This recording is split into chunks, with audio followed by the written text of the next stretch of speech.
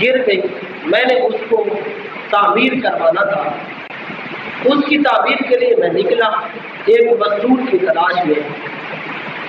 کہتے ہیں کہ جب میں اس جگہ پہ پہنچا جہاں پر مزدور ملتے تھے تو میں نے مزدور ڈھونڈا، میں نے ایک نوجوان کو دیکھا، وہ سب سے الگ اور جدا بیٹھا ہے کہ اور لوگ محفلیں بنا کے بیٹھے ہیں کہ ان کو کام کی ضرورت ہے، لیکن وہ نوجوان بھی کام کی تلاش میں تھا لیکن سب لوگوں سے الگ بیٹھا تھا۔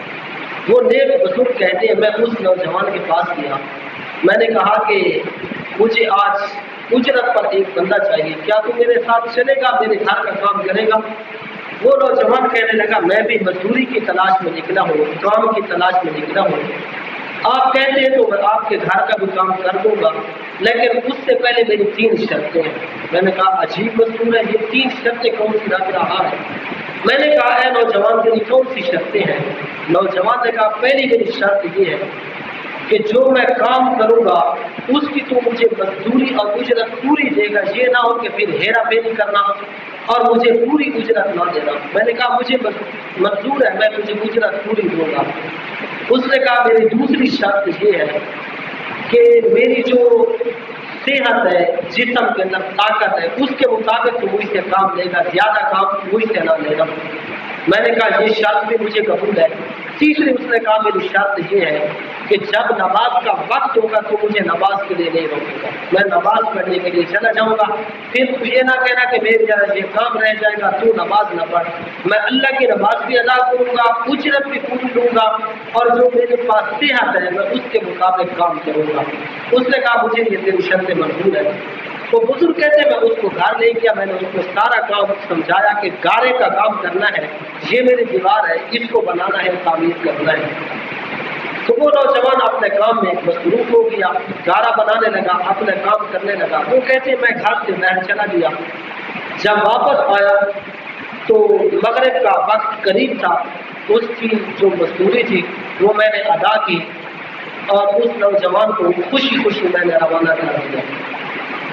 لیکن میں حیران رہ گیا، میں نے جب اس کا کام دیکھا تو اور مزدوروں کی بنسبت اس نے کام ڈبل کیا ہے، اور مزدور اس کے مقابلے میں وہ کام نہ کرتا جو اس نوجوان نے مجھے کر کے دکھایا۔ میں اس کے کام پہ بڑا خوش ہوا، اتنا ایماندار ہے، نماز بھی پڑھتا ہے، اجرت اس کا حق بنتی ہے، صحت کے مطابق اس نے کام کیا ہے، نوجوان نے اپنی صحت سے بھی بڑھ کر کام کیا ہے۔ اس مزدور نے مجھے بڑا خوش کیا۔ کہتے ہیں اگلے دن پھر میں نے کام کروانا تھا، اسی مزدور کی تلاش میں پھر نکلا، میں نے اس کو ڈھونڈا، تلاش کرتے کرتے مجھے وہ کہیں نہیں ملا۔ میں نے اس کے ساتھیوں سے پوچھا جہاں وہ جو کل مزدور الگ بیٹھا تھا وہ نوجوان آج نظر نہیں آ رہا، تو لوگوں نے کہا کہ وہ تو ہفتے میں صرف ایک دن نکلتا ہے کام کے لیے، پھر پورا ہفتہ غائب رہتا ہے۔ کہتے مجھے اور اس کے بارے میں تعجب ہوا کہ ایسے شخص کو تلاش کیا جائے، وہ کیسا مزدور ہے۔ میں اس کو ڈھونڈنے لگا، چلتے چلتے میں اس کے ایڈریس تک پہنچا۔ جب اس کے گھر پہنچا میں نے معلوم کیا تو وہ نوجوان بیمار تھا۔ جب میں اس کے قریب پہنچا میں نے اس کی حالت دیکھی، شدت کا بخار ہے، نوجوان تڑپ رہا ہے۔ میں نے کہا کہ صاحب تجھے تو بخار ہے؟ کہتے ہاں میری صحت بڑی خراب ہے، مجھے رات سے بڑا سخت بخار ہوا ہے۔ میں اس کے پاس بیٹھ گیا، اس کی عیادت کی، میں نے اس کو کہا آپ میرے گھر چلیں، اس نے کہا نہیں میں آپ کے ساتھ نہیں چلوں گا۔ جب میں نے اصرار کیا، اس کو مجبور کیا کہ آپ میرے ساتھ چلیں، میرے گھر کے اندر رہیں، میں آپ کی خدمت کروں گا، مجھے آپ شرف مہمانیت بخشیں، آپ میرے مہمان بنیں، میری یہ قسمت ہوگی کہ آپ جیسا میرے گھر میں مہمان آئے گا۔ جب میں نے اصرار کیا تو اس نے قبول کر لیا، لیکن اس نے کہا میری ایک شرط ہے، تب میں آپ کے گھر آؤں گا۔ میں نے کہا کون سی شرط ہے؟ نوجوان نے کہا میں اس شرط پہ آپ کے گھر آؤں گا کہ آپ کے گھر میں کھانا نہیں کھاؤں گا۔ میں نے کہا ٹھیک ہے، میں اس کو ساتھ لے کے آ گیا، گھر کے اندر بستر پہ لٹایا، نوجوان کی خدمت کی، کھانا پیش کی، اس نے کہا نہیں کھانا تو میں نہیں کھاؤں گا۔ 3 دن وہ نوجوان میرے پاس رہا۔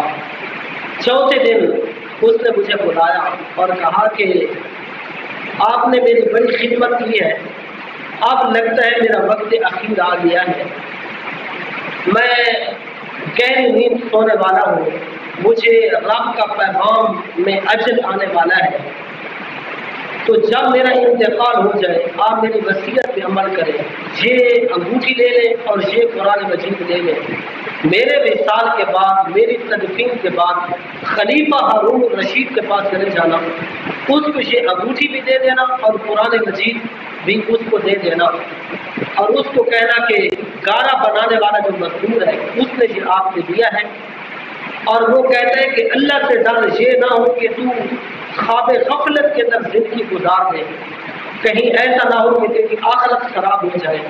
اللہ کا خوف رکھنا، عدل و انصاف قائم رکھنا، تو وقت کا خلیفہ ہے، وقت کا بادشاہ ہے، تو بادشاہوں کو بھی موت آنی ہے، عام بندے نے بھی مر جانا ہے، کہیں ایسا نہ ہو کہ تیرا خاتمہ شر پر ہو اور اللہ کے حضور کی شرمندہ ہو جائے، تو اپنی جو تیری زندگی ہے اس کو اللہ کے نام لگا دے، اللہ کا سینے کے اندر خوف رکھنا، یہ میری طرف سے اس کو نصیحت بھی کرنا، اور یہ انگوٹھی اور قرآن مجید بھی اس کو دے دینا۔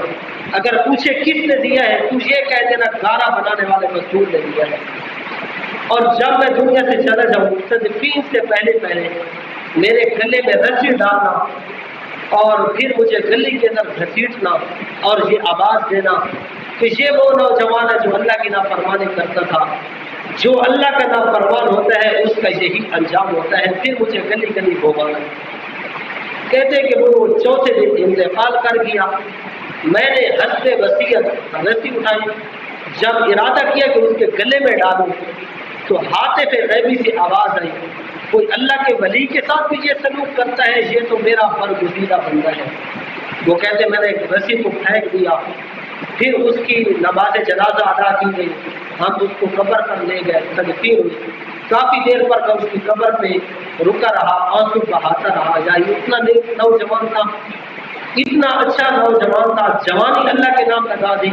جب میں نے رسی ڈالنے کا ارادہ کیا اللہ تعالیٰ کی جانب سے آواز آئی میرے نیک ولیوں کے ساتھ بھی سلوک کیا جاتا ہے، تو واقعتاً یہ اللہ کا پابند اور برگزیدہ بندہ تھا۔ پھر کہتے ہیں کہ میں نے اس کی وصیت کے مطابق وہ انگوٹھی اور قرآن مجید لیا، خلیفہ ہارون الرشید کے دربار میں پہنچا، تو اس کا جو دربان تھا اس نے مجھے روکا کہ خلیفہ کے پاس آپ نہیں جا سکتے۔ میں نے بڑی کوشش کی لیکن مجھے دربان نے روک لیا، اندر نہیں جانے دیا۔ تو کہتے میں نے ایک چٹھی لکھی، خط لکھا کہ میں آپ کے پاس کوئی پیغام لے کر آیا ہوں، آپ سے خاص ملاقات کرنی ہے، آپ مہربانی فرمائیں مجھ سے ملاقات کریں۔ بہرحال خلیفے تک وہ میرا پیغام پہنچا، تو اس نے جو ہی خط پڑھا تو اس نے کہا اس شخص کو اندر بلاؤ۔ وہ بزرگ کہتے ہیں کہ میں جب اس کے پاس پہنچا میں نے وہ انگوٹھی پیش کی اور قرآن مجید بھی پیش کیا، تو خلیفہ نے پوچھا کہ کس نے دیا ہے؟ میں نے کہا گارا بنانے والے مزدور نے دیا ہے۔ تو 3 مرتبہ خلیفہ ہارون الرشید نے کہا گارا بنانے والا، گارا بنانے والا، گارا بنانے والا، پھر پھوٹ پھوٹ کر رویا، اتنے اس کے آنسو بہہ کے سارا چہرہ تار ہو گیا۔ تو میرے تعجب کی انتہا نہیں، یا خلیفہ اس نوجوان کی موت پہ اتنا رو رہا ہے، یہ اصل میں ماجرا کیا ہے؟ پہلے نوجوان نے مجھے بتایا تھا کہ اس کا بڑا عجیب واقعہ ہے، ہفتے میں 1 دن مزدوری کرتا ہے، عجیب اس کی شرطیں تھیں، 3 دن میرے گھر میں رہا، اس نے کھانا نہیں کھایا۔